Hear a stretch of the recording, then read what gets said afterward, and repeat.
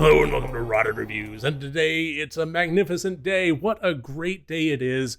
October is just jam-packed with some of the best stuff for us horror lovers out there. The Medium just came out on Shudder. Halloween Kills. I mean, it's just the talk of the day. So I figured it would be a great time to talk about a miniseries from the 90s. This was an interesting bit of an experience. So this is a Rotted request, where I hand the keys to the car over to the patrons and let them decide what I'm going to watch and review. And this one comes to us from patron Jaki. And what I'll typically do is send out a form for them to fill out towards the end of the month for the next month. And I'll take a look at the movie title as well as their reasoning for the pick. And my experience when I looked at this one was kind of, and then it turned into, because what happened was once I got to reading the reasoning behind this, Jaki wrote, I want you to have some October joy. I am unabashedly a fan of this, and I know I've mentioned it in some vlogs for the patrons. I may have mentioned it even on regular videos for this channel, but I do love the Langoliers, so the fact that she purposefully picked something that she knows that I love just so I can talk about it, I feel appreciated. All right, so The Langoliers, written by Stephen King in his 4-part anthology, 4 Past Midnight. This was incorporated into an ABC miniseries that aired May 14th and 15th in 2 segments, an hour and a half long each, for a grand total of 3 hours, making it a fairly long movie, but a fairly short miniseries. Even so, everybody was riding high after the big success of The Stand, and they wanted to capture that lightning in a bottle again, and I think they did to a limited degree. And apparently a construction crew outside have decided that today is the best day to do their work. I can't do much about it, except for plow on. So the general plot gist of this is a group of travelers are heading out on a red-eye from Los Angeles to Boston, including a blind girl named Dinah who is going there for an operation. And things get kind of weird when mid-flight, after having taken a nap, Dinah wakes up. That's not entirely weird in and of itself, but the fact is, there's not really that many people on the plane anymore.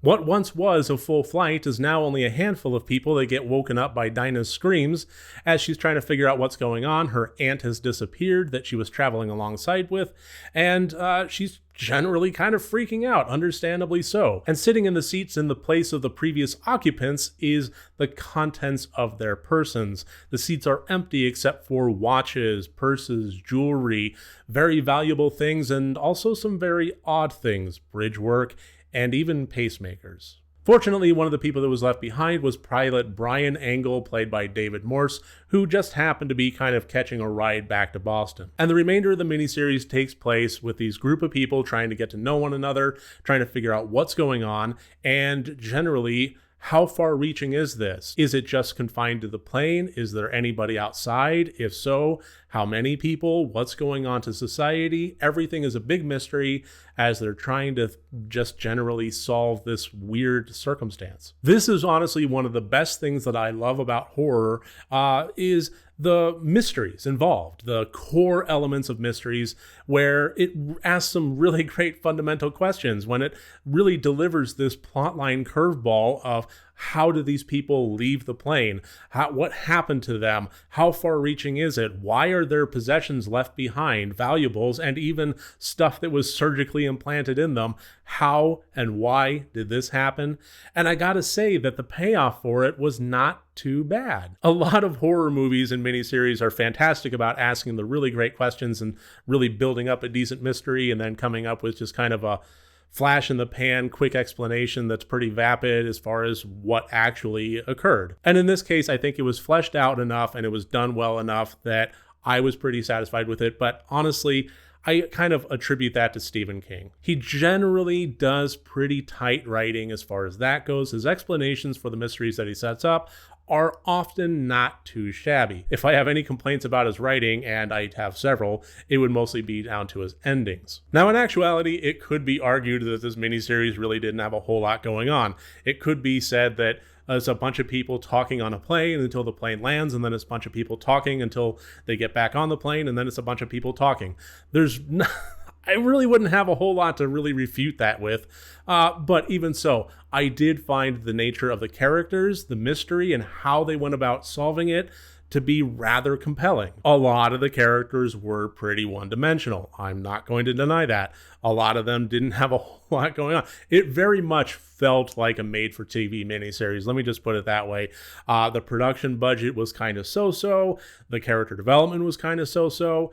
But even so, I did find it to be thoroughly entertaining and dynamic. And I think I principally owe that to this dude. Dean Stockwell playing the mystery writer of Bob Jenkins, because of course in a Stephen King story, there has to be a mystery or sci-fi or horror author, was just the best character there. A lot of the characters just kind of fit their role in terms of developing this mystery. So when it came time for the aeronautical mysteries, then David Morse's character, the pilot, came in. When it came time for any kind of violence or anything like that, you had a different character.